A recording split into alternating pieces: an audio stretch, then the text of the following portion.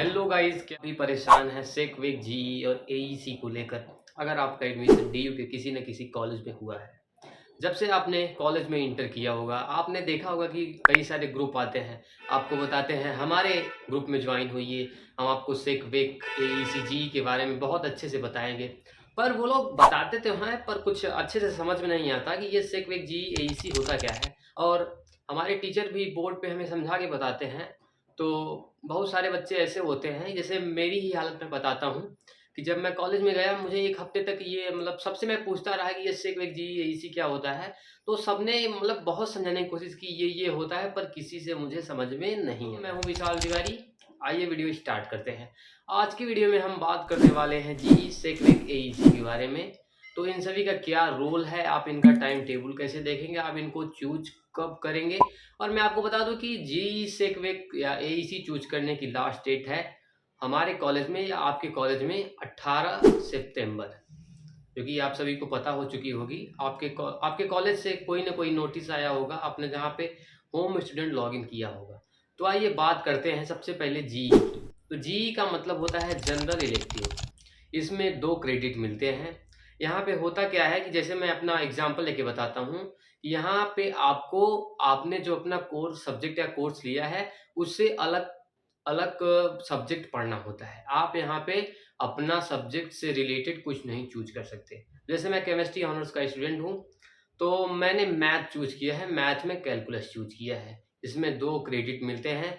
अ, अगर आप सोच रहे होंगे कि सेक का एग्ज़ाम बहुत टफ़ होता होगा, तो ऐसी बात नहीं है।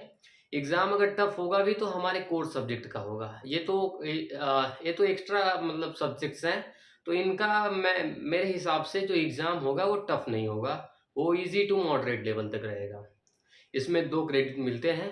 तो इसमें होता क्या है, इसमें आपको आपका जो कोर सब्जेक्ट है, उससे अलग सब्जेक्ट चूज़ करना होता है।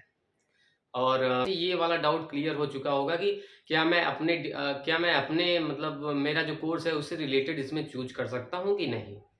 तो आपका ये कन्फ्यूज़न खत्म हो चुका होगा। उसके बाद जीई में आपको एक और फ़ायदा है।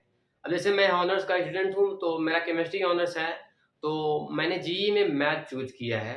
तो मेरे पास एक और अपॉर्च्युनिटी है कि मुझे केमिस्ट्री में तो मेजर डिग्री मिलेगी ही, पर मुझे मैथमेटिक्स में भी माइनर डिग्री मिलेगी। मैं आगे मास्टर्स कर सकता हूँ मैथ के साथ, या पीएचडी के लिए जा सकता हूँ मैथ के साथ। तो अगर आप जीई सिलेक्ट कर रहे हैं, तो आप जीई में एक ऐसा सब्जेक्ट चूज़ कीजिए जिसमें आपका इंटरेस्ट हो। और उससे होगा क्या कि आपके पास आगे अगर आपको मास्टर्स करने हैं या और आगे किसी भी लाइन में जाना है, तो आप उससे रिलेटेड लाइन में जा सकते हैं। उसमें आपको माइनर डिग्री मिल जाती है। जी हाँ, हम आते हैं एईसी के बारे में। अगर आप साइंस बैकग्राउंड के स्टूडेंट हैं और आपने साइंस बैकग्राउंड से ही डीयू में किसी न किसी कॉलेज में एडमिशन लिया है, तो आपको एईसी का मतलब होता है आपका एबिलिटी इन्हांसमेंट कोर्स। अगर आप साइंस बैकग्राउंड के हैं, तो इसमें आपको चूज़ करने की ज़रूरत ही नहीं है।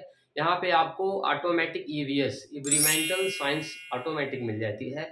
और बाकी जो कॉमर्स और आर्ट आर्ट वाले बच्चे हैं, उनके लिए यहाँ पे लैंग्वेज का ऑप्शन होता है। यहाँ पे आई थिंक भारत की लैंग्वेज है, फॉरेन लैंग्वेज तो नहीं है शायद। तो यहाँ पे भारत की लैंग्वेज है, तो इसमें भी अगर आप हिंदी चूज़ करते हैं, तो हिंदी में भी हिंदी ए, हिंदी बी, हिंदी सी करके होता है। तो हिंदी ए उन बच्चों के लिए है जिन्होंने 6 क्लास तक हिंदी पढ़ी है।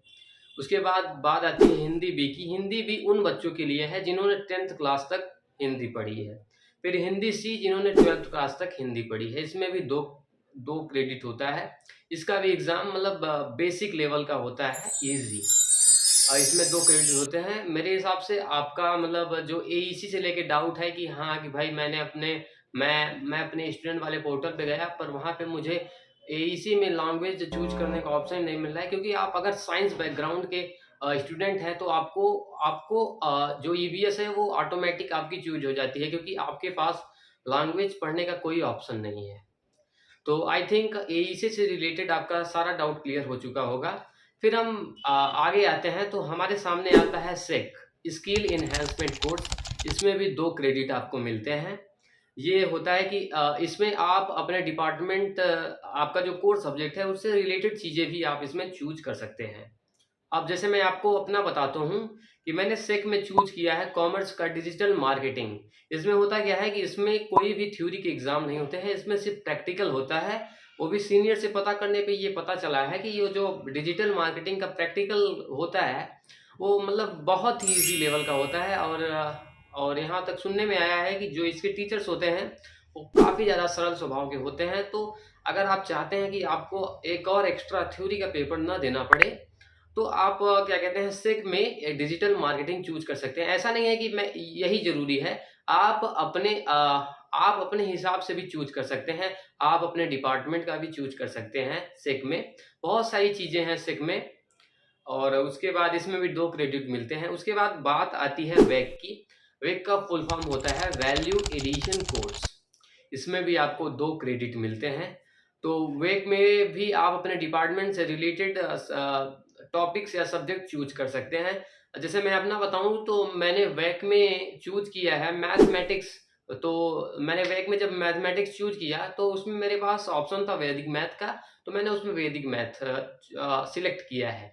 और भी बहुत सारे मतलब इसमें ऑप्शंस हैं जिन्हें आप चूज कर सकते हैं। इसमें भी 2 क्रेडिट मिलते हैं। अगर अगर बात करें इसके एग्ज़ाम की तो हालाँकि सीनियर से और टीचर से मतलब पूछने पे हमें ये पता चला है कि इसका भी जो एग्ज़ाम होता है वो ईज़ी टू मॉडरेट या ईज़ी ही होता है।